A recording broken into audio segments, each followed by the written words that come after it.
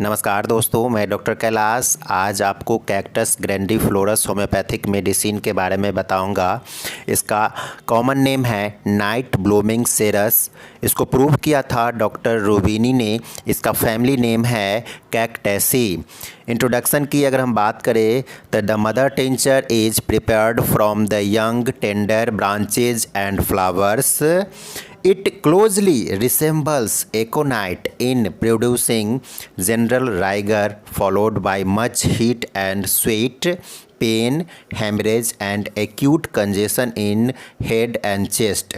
But the differentiating point is that while aconite weakness the nervous system, cactus never does so.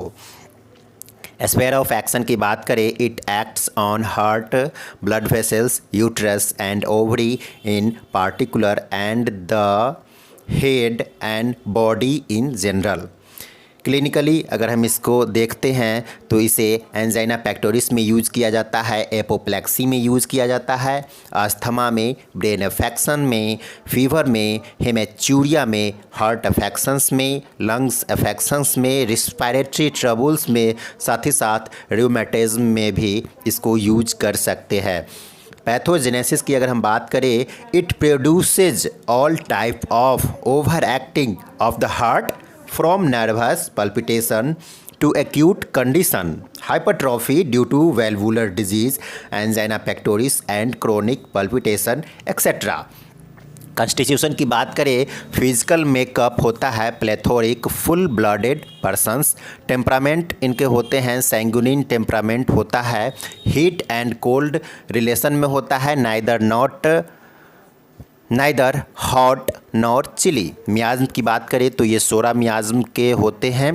Guiding symptoms की अगर हम बात करते हैं तो फर्स्ट गाइडिंग सिम्टम होता है constriction, contraction and congestion of any organ in the body, especially heart, uterus, throat, chest, bladder, rectum etcetera. Constricting pain runs through the whole pathogenesis of cactus. Next guiding symptoms है the whole body feels as if caged and each wire is being twist tighter and tighter. Next है oppression of chest as from a general weight as if an iron band prevented normal breathing and motion. Sensation of a cord tightly tied around the lower part of chest making attachment of diaphragm with heart. Heart feels as if clasped and unclasped by an iron hand, as if bound and it has no room to beat. Fluttering palpitation day and night, worse when walking and lying on left side and at approach of menses.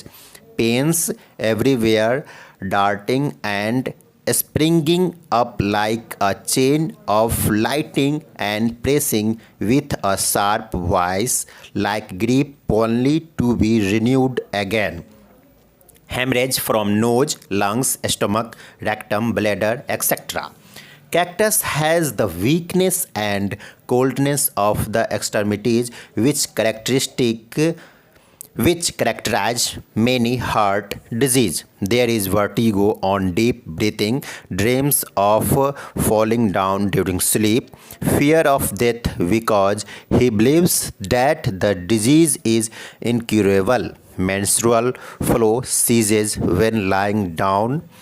Periodicity is well marked. Fever paroxysms return at 11 a.m. and 11 p.m. Many symptoms are aggravated when lying down and come on when lying down. Elements from rheumatism, sun, damp weather and disappointed of love. Particulars की अगर हम बात करें तो ये cardiovascular से symptoms.